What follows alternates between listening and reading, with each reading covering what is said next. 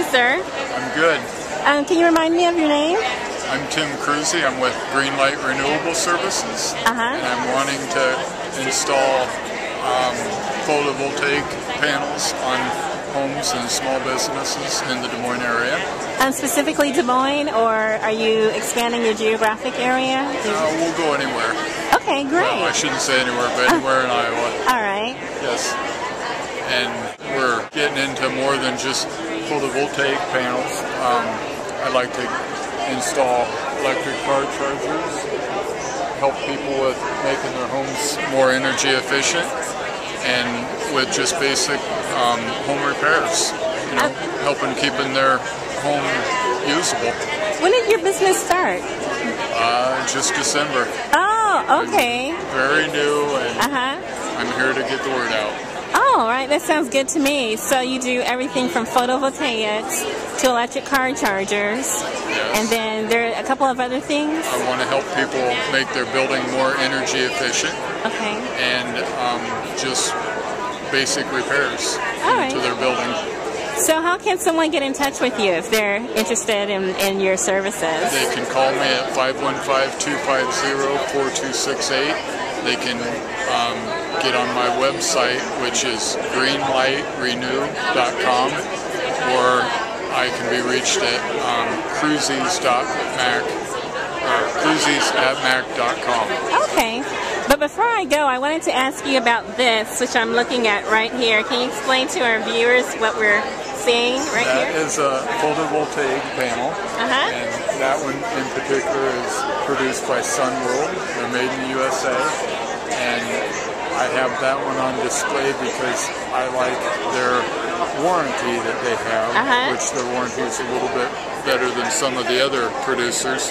But most of them have good, it's a good panel, no matter who produces it.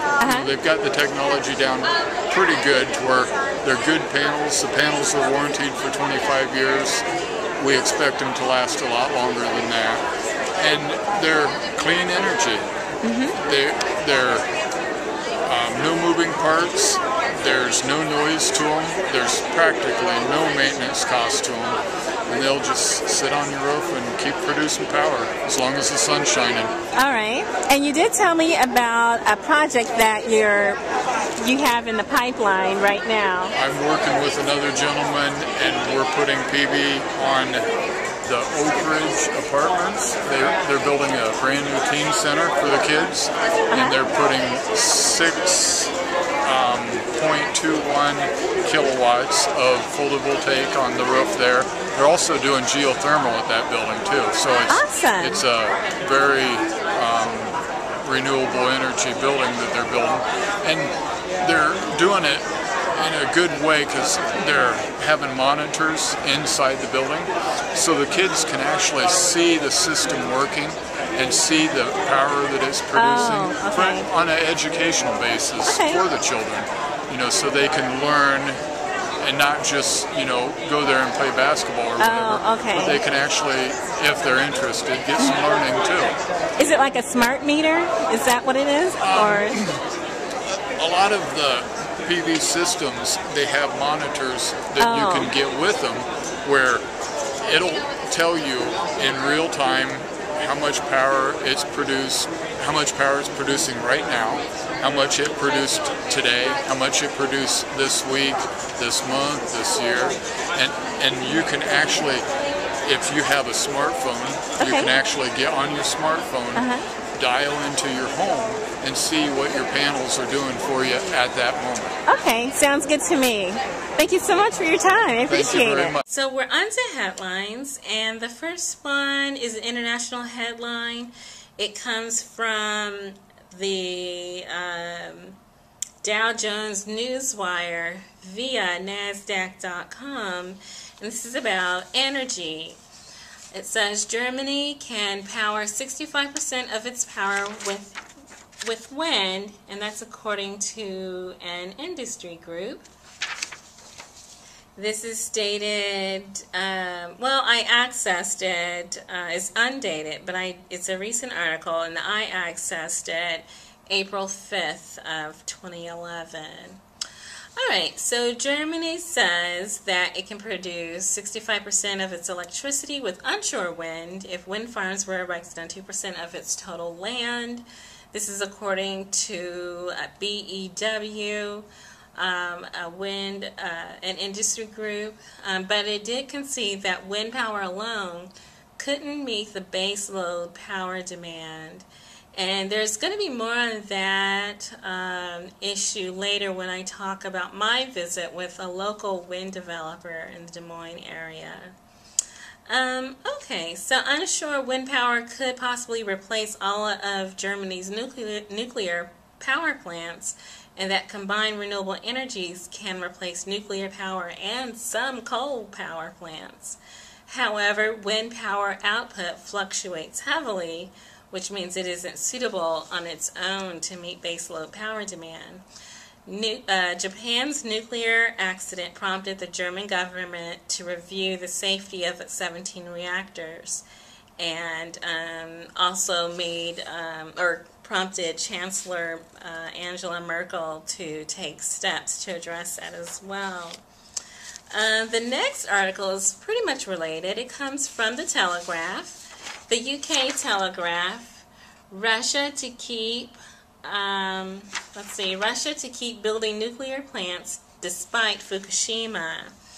And this is coming from Business New Europe, the Telegraph, April 5th. And it says, as the world anxiously watches efforts to contain the threat from Japan's Fukushima nuclear power plant, governments are either hastily re-examining their nuclear programs or, like Russia, saying they will not scale them down. German Chancellor Angela Merkel was forced into an embarrassing about-face after all 6 of Fukushima's reactors showed signs of trouble in the days after their supporting infrastructure was washed away by the tsunami on March 11. The Chancellor ordered 7 of Germany's oldest reactors to be shut down for extensive tests, even though 6 months earlier she forced through a plan to increase the amount of nuclear power Germany generates. That decision sparked some of Germany's biggest public protests in a decade. Most of Western Europe's leaders find themselves in a similar position, but Russian Prime Minister Vladimir Putin was quick to affirm that his country will continue to build new nuclear power stations. His comments were followed by similar statements from the leaders of Belarus, Ukraine, and Turkey, all of which recently purchased Russian-made nuclear power stations.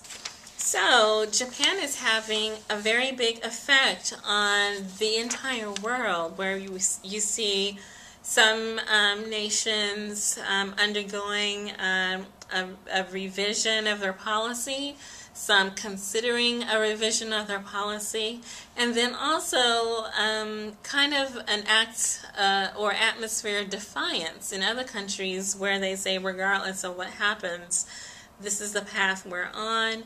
And then right here in the United States, and then even right here in Iowa, there's also some consideration, some questioning, some dismay, some defiance, maybe some fear or confusion about our own nuclear energy policy as well.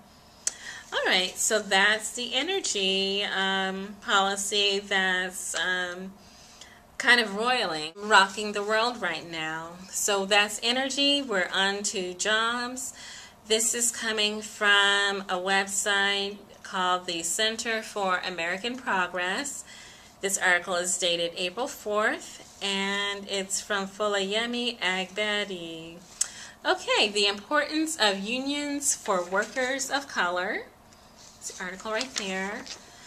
And it says, unions offer protection and access to the middle class. Workers who lack the collective leverage that unions provide are more distant from middle class earnings and resources that their unionized peers have, and this is particularly true for workers of color. In the case of Wisconsin and the impending attempts to decimate unions' collective bargaining power in Indiana and Ohio, people of color are increasingly being shut out of decent work and incomes because of weakened standards and lowered wage floors.